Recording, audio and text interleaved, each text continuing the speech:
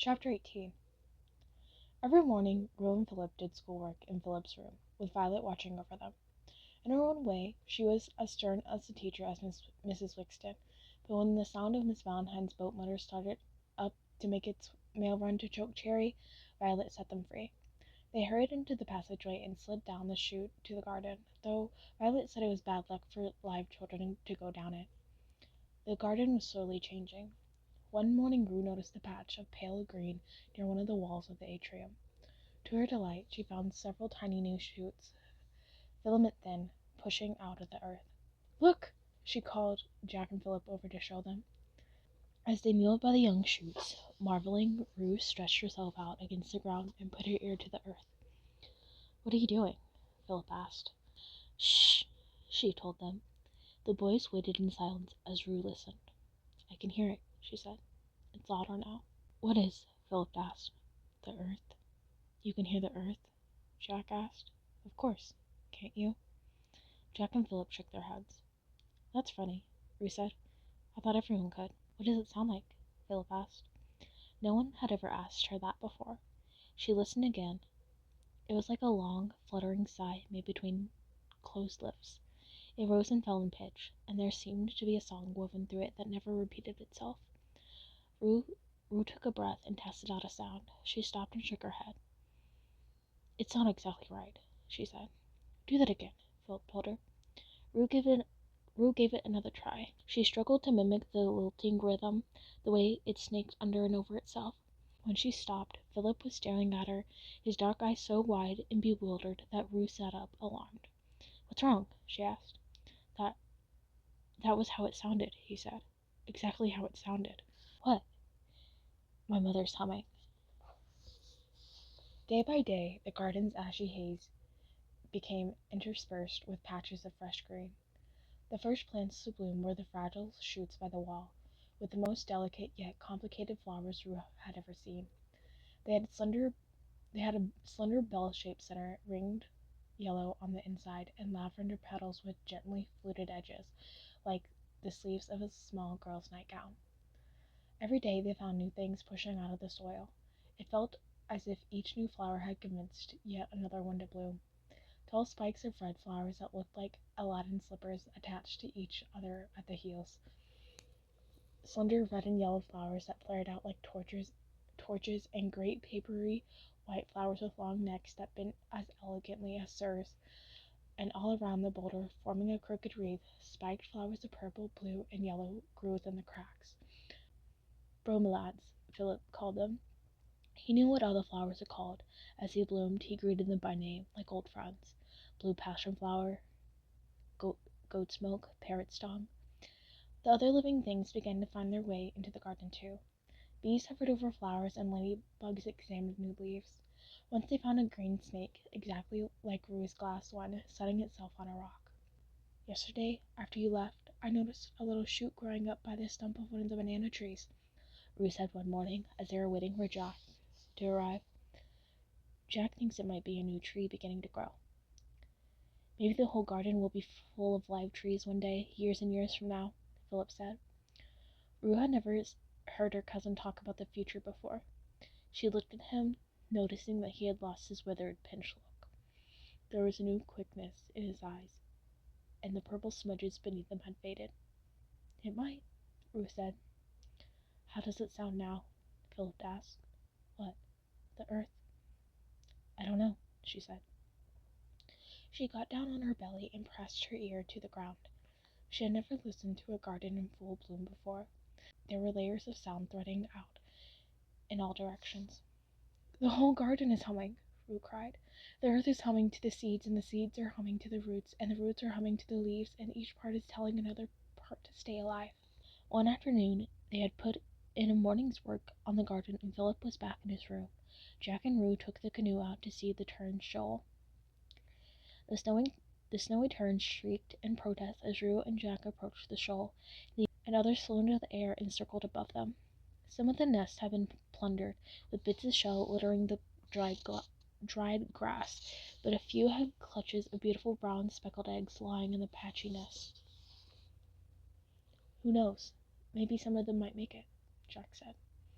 They checked the shoal for the mink, and when they were satisfied she was not there, they hopped back into the canoe and headed for Cough Rock. The day had been warm and clear, with thin-skinned clouds raking across the sky, but as they entered the seaway, the air suddenly cooled. Jack tipped his head back and looked up at the sky. "Storm's coming," he said. Not a moment later, a dark purple cloud swept in above them, low in the sky, and as it unfurled, the rain began to fall. It was a hard, furious rain. It ripped the river into confusion. Jack began to paddle hard, though Rue could not imagine how he could see where he was going. A tricky vapor hovered just over the river's surface, and they sailed blindly into it. Each time the canoe pitched up, Rue sucked in her breath and held it until they crashed down again. She felt a rush of panic, certain that even if the frenzied water didn't clip the canoe, it would certainly ram it into an island or shoal.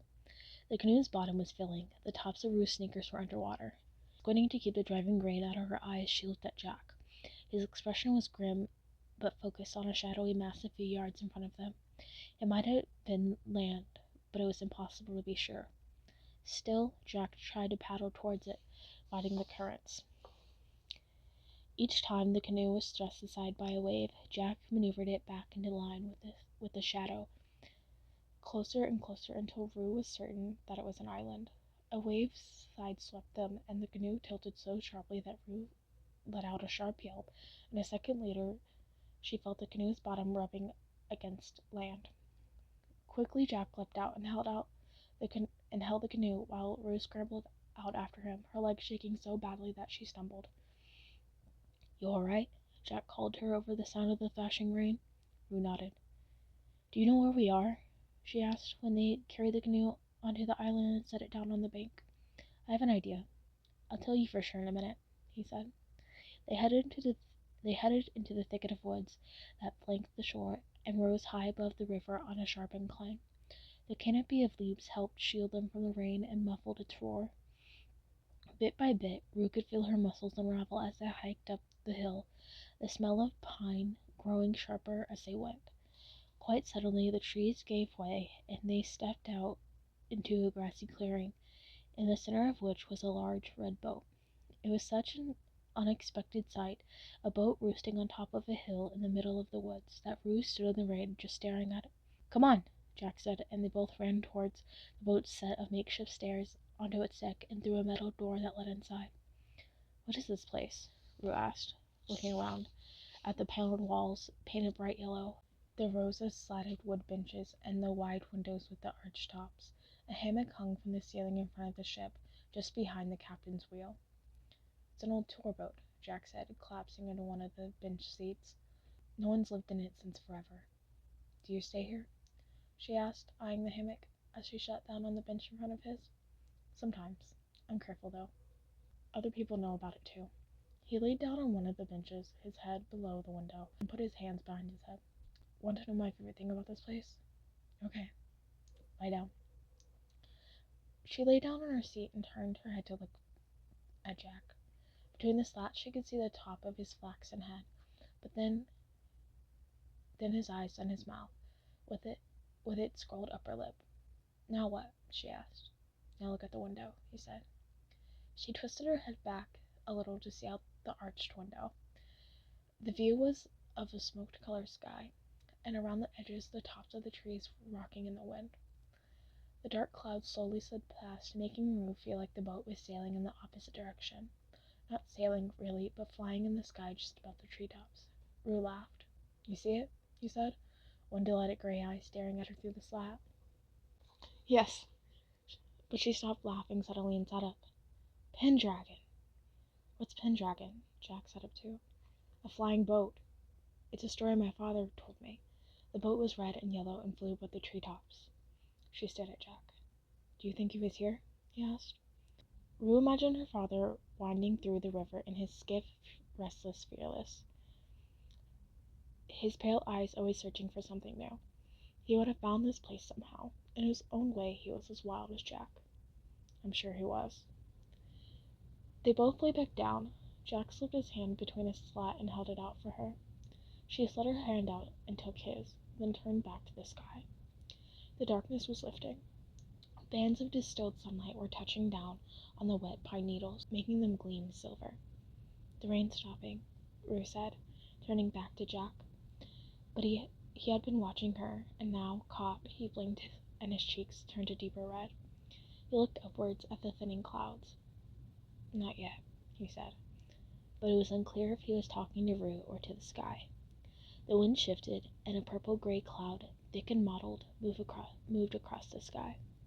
The light inside the boat dimmed, and Rue and Jack watched as Pendragon flew back into the storm, its hull just clearing the tops of the trees.